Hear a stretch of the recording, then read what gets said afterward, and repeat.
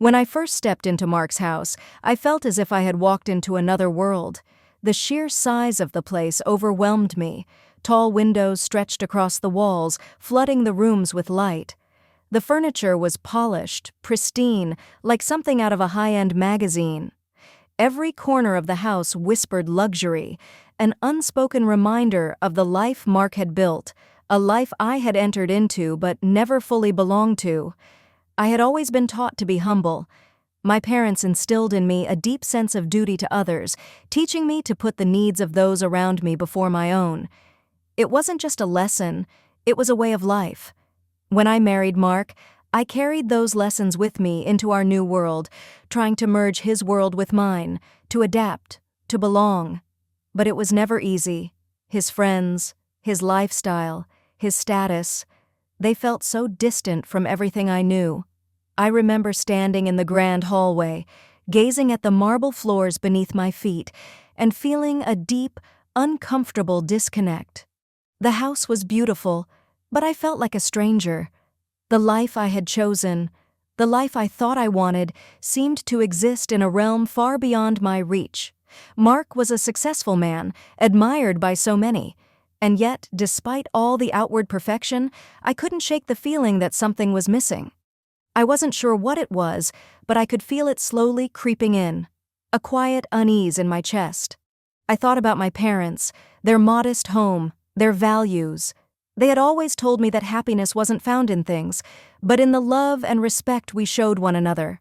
But here, in Mark's mansion, it felt as if love was a distant concept, a mere accessory to the material wealth that surrounded us. My thoughts would swirl, but I pushed them down, buried them beneath the surface, telling myself that I should be grateful, that I was lucky. But I wasn't. At least, not in the way I thought I would be.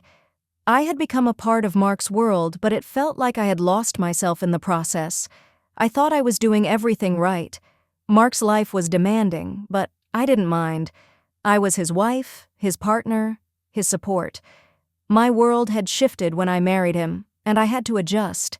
There was no room for selfishness, no space for my own desires. Every choice, every decision, every moment of my day was built around him, around his needs, his ambitions. I wanted to make him proud, to be the woman who held everything together. I was the ideal wife. I woke up early to make breakfast, organized the household, managed the guests, and played the part of the graceful, ever-smiling partner. It was effortless at first, a natural extension of the woman I had been raised to be. But as time passed, I began to notice something unsettling. In focusing so much on Mark, on his world, on his successes, I lost touch with myself. My feelings, my desires, they became less important, pushed aside for the greater good. I no longer recognized the woman in the mirror. Her eyes looked tired, as if they had seen too much and yet nothing at all. I was there, physically, but emotionally and mentally, I had disappeared into the background of Mark's life. I loved him. Truly, I did. But love, it seemed, was more about sacrifice than anything else. Every day, I pushed my own identity further into the shadows, all for the sake of maintaining a perfect marriage. I thought I could do it all. Be the dutiful wife, the successful partner, the perfect woman. But with each passing day, the woman I once was faded away a little more. And then came the moment I had never expected, the realization that I no longer knew who I was. I was no longer a person. I was just a role, a title, a reflection of the world Mark had built. The more I gave, the more I lost. I couldn't pinpoint when it happened, but I had vanished. The woman I was before, the woman full of hope and dreams, seemed like someone from another lifetime. And I felt helpless, lost in the life I had created, caught in a cycle of self-sacrifice that no one, least of all Mark, seemed to notice. But I couldn't stop. It was too late. I had given too much. It happened quietly, at first, almost imperceptibly. Ben's return home changed the energy in the house, a subtle shift that I felt deep in my bones. I had met Ben only a few times before, Mark's son from his first marriage. He was in his late 20s, tall, with a presence that filled any room he walked into. The way he moved, the way he carried himself, seemed so assured, almost to the point of arrogance. But there was something else about him that I couldn't put my finger on. It wasn't just his confidence, it was the way he looked at me. There was a depth to his gaze that made me feel seen in a way I hadn't felt in years. At first, I told myself I was imagining things. He was just being polite, just a son who had returned home after a long time away. But as the days passed, I noticed how his attention lingered just a little longer than necessary. His questions seemed to dig deeper, probing at the surface of my life in ways that felt both intimate and disarming. I tried to dismiss it, to convince myself that he was just curious. But then came the moments, those fleeting seconds when our eyes would meet, and I would feel a warmth spread across my skin, a simple touch on the arm, a smile that seemed to carry more weight than a smile should. My heart would race, and I would quickly look away, embarrassed, trying to ignore the strange pull I felt in my chest. Ben was different. There was an intensity in him, an energy that I had forgotten existed in the world, and with each passing day, I found myself more and more drawn to him, not just physically but emotionally. His presence stirred something deep inside me, something I had buried beneath years of sacrifice and duty. It was dangerous, I knew it, but I couldn't help it. The attraction was there, undeniable, simmering beneath the surface, threatening to rise to the surface. And with every passing day I began to wonder, was I truly a stranger in Mark's world, or was I just looking for an escape? Would I ever feel like I belonged anywhere, or had I already lost my place? It was a cold, gray afternoon when everything shifted. Mark had left for work earlier than usual, and the house was eerily quiet. Ben was at home too, but he seemed different that day, more intense, more focused, as if he had made up his mind about something. I was in the kitchen, lost in the mundane task of chopping vegetables for dinner, trying to drown out the thoughts that had been swirling in my mind for days. I heard his footsteps behind me before I saw him. His presence was always a little too close, a little too heavy, and it made my heart race every time. But this time was different. "You're quiet today." Ben's voice broke the silence, soft but steady. I didn't turn around, afraid that he would see the turmoil written all over my face. "I'm just thinking," I replied, forcing my voice to sound casual, even though my thoughts were anything but. He took a step closer, and I could feel the heat of his body at my back. The air seemed to thicken, the space between us shrinking with every second. I didn't turn around, didn't want to face him, but my body was betraying me. My heart was pounding, my palms suddenly clammy. I felt something shift in the air, a tension that was impossible to ignore. "You've been lost in your thoughts a lot lately," Ben said quietly, his voice barely above a whisper. "Are you okay?" I wanted to tell him that everything was fine, that I was just adjusting to life, just being the good wife, the good partner. But in that moment, all the words felt hollow. The truth, the one I had been trying so desperately to bury, was rising to the surface. I turned to face him, my eyes locking with his. The look in his eyes sent a shockwave through me. Something deep, something that made my breath catch in my throat. For a moment, neither of us moved. There was an electric pull between us, something undeniable. Ben didn't speak. He just watched me, as if waiting for permission. Permission that I didn't know how to give. I felt my pulse quicken, my mind screaming to stop, to pull away. But I couldn't. I didn't. And then, before I could even process it, he reached out, his fingers grazing my arm. The touch was gentle at first, but it ignited something inside me, something I hadn't felt in so long. He took another step forward, his face inches from mine. I could feel his breath against my skin, warm and steady. His lips brushed against mine, soft at first, testing, waiting.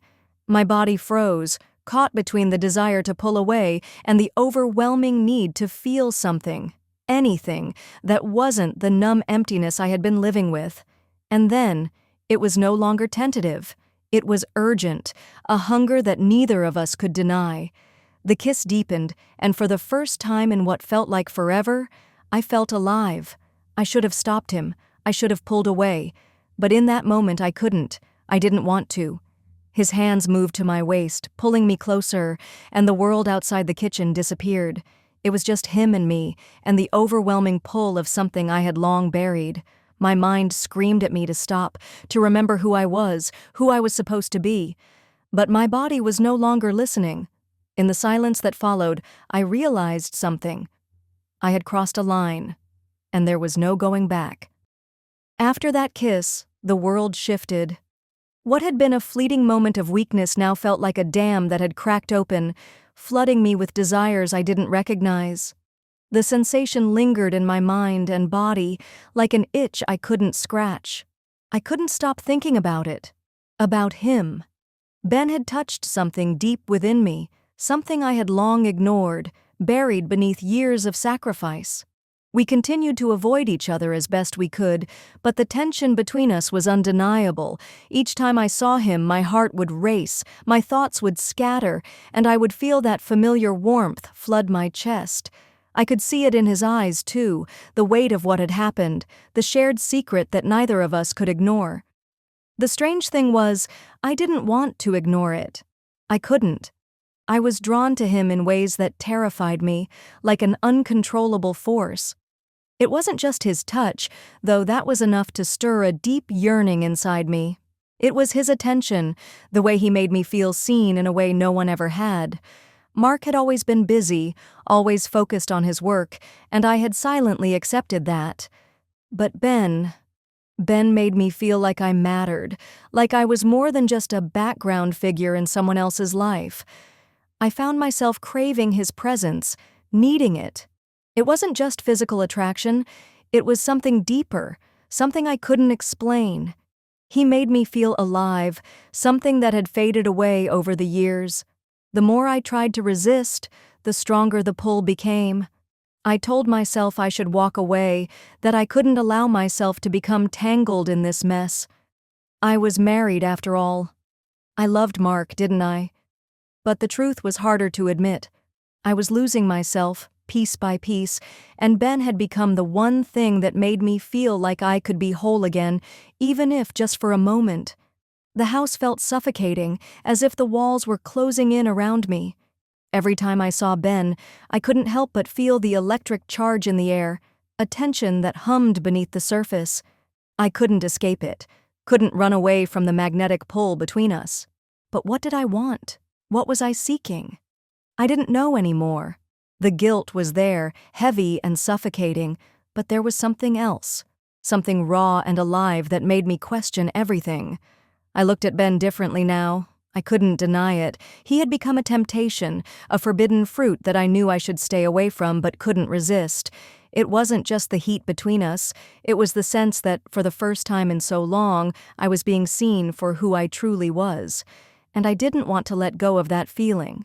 It was inevitable, really. Once something so powerful takes root, it can't help but grow, twisting and turning until it consumes everything. After the kiss, the small moments with Ben, the lingering glances, the unspoken words, the accidental brushes of skin, became harder to ignore. I tried to keep my distance, to remind myself of who I was, of my commitment to Mark, but the more I tried to push it all away, the more it consumed me. One evening, when Mark had stayed late at the office, Ben and I found ourselves alone once again. The silence between us was thick, heavy with unspoken understanding. I could feel the weight of it, the tension that clung to the air like smoke. Ben didn't say anything at first, just stood there in the doorway, his eyes fixed on me. There was no judgment in them, only an intensity that made my breath catch in my throat. For a moment, I thought he might turn and leave, but he didn't. "I've been thinking," he said finally, his voice low, almost hesitant. It was the first time I'd heard him sound unsure. "About what happened the other day." I couldn't look at him. I felt the guilt bubbling up in my chest, choking me. But there was something else, too. A longing. A need. "I don't regret it," he continued, his words steady, but his eyes searching mine. I can't stop thinking about it either. My pulse quickened. I had no words, no defenses left. I knew I should say something, anything, but the truth was, I didn't want to. I didn't want to push him away, didn't want to acknowledge the guilt gnawing at the back of my mind. Instead, I just stood there, my heart pounding, my breath shallow. Ben took a step closer, his gaze never leaving mine. The space between us felt charged, like it was filled with 1,000 unspoken things. He reached out, his hand brushing my cheek, his touch so tender that it felt like an electric shock running through me. "Do you feel it too?" he whispered. I wanted to say no. I wanted to tell him that this was wrong, that I was married, that I couldn't do this, but I couldn't. The words wouldn't come. Instead, I nodded, just the slightest movement, and Ben's lips were on mine again. This time, the kiss wasn't soft or tentative. It was urgent, desperate, as if we both knew there was no turning back. His hands slid to my waist, pulling me closer, and I melted into him, unable to resist. The world outside that room ceased to exist. There was only him, only the overwhelming pull between us and the gnawing, insistent need that we couldn't deny. For a few moments, I let go of everything. I didn't think about Mark or about the consequences. I didn't think about the life I had built. I only thought about Ben, about the way he made me feel, the way he made me remember who I was before I was consumed by duty and sacrifice. And then, as quickly as it had started, it was over. I pulled away, my chest heaving, and we stood there in the silence that followed, the weight of what had just happened settling over us like a blanket. Neither of us spoke for a long time. There was nothing to say, but I knew deep down that this was the point of no return. That moment, that kiss, it had changed everything. It didn't take long for Mark to find out. The truth always has a way of sneaking out, slipping through the cracks of even the most carefully constructed facades. The phone call, the look on his face when he came home that evening, told me everything before he even spoke a word. I had never seen him so cold, so detached. It was like someone had taken the warmth from his eyes and replaced it with something much darker, something calculating. "I know," he said simply, his voice steady, emotionless. He didn't ask how or who or why. It wasn't necessary. He didn't need the details. He had already figured it all out. I felt my stomach twist into knots, the guilt crashing over me like a wave. I opened my mouth to speak, to apologize, but the words died in my throat. What could I say? How could I explain the way I had felt? How could I justify the lies, the betrayal? Mark didn't give me a chance to say anything. His silence was more cutting than any words could have been. He walked past me without a glance, as though I were nothing more than an obstacle in his path. His indifference was worse than anger. I could almost feel the weight of his disappointment pressing down on me, suffocating me. The days that followed were a blur of tension and unspoken words. Mark was there, physically, but emotionally, he was somewhere else. He didn't shout, didn't rage, he simply withdrew. And that, in its own way, was a punishment far worse than any outburst could have been. It wasn't just me he was punishing. I could see the way he subtly manipulated the dynamic between me and Ben. At first, it was small. The pointed comments, the disapproving looks. But soon, it escalated. Mark played a dangerous game, slowly setting us against each other, feeding the tension, pushing us both to the edge.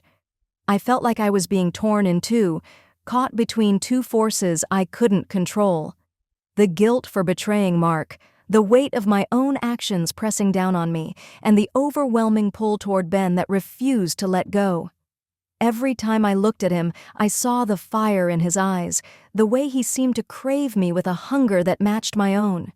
And yet, the reality of what we had done sat heavily between us. A rift we couldn't ignore. It was like we were both trapped in a game we didn't understand, caught in Mark's manipulations, unable to break free from the consequences of our choices. I watched as Ben struggled too. The confidence that had once been so natural for him now seemed to crack, just a little. He was still there, still present, but something had shifted between us. His touch became more cautious, his words more measured. He no longer sought me out the way he had, and I couldn't decide if that was because he had finally seen the reality of what we had done, or because he too was afraid of the destruction that was already unfolding. It was then that I understood the depth of Mark's vengeance. He wasn't angry, he wasn't heartbroken. He was simply playing his game, and I was nothing more than a pawn. The realization hit me like a slap in the face. I had been living in a house of cards, built on illusions, and the moment one card fell, the entire structure had come crashing down. I left Mark's house without looking back. The life I had built with him was shattered, and I knew I couldn't stay. Returning to my hometown felt like a return to myself, a quiet place where I could finally breathe. The town hadn't changed, but I had. For the first time in years, I didn't have to be someone I wasn't. I let go of the guilt, of trying to be perfect, and focused on finding out who I really was. It wasn't easy. The weight of my past still haunted me, but little by little, I learned to forgive myself. I reconnected with old friends, spent time alone, and started painting again. The path ahead was uncertain, but I was learning to move forward, step by step, embracing the woman I was becoming.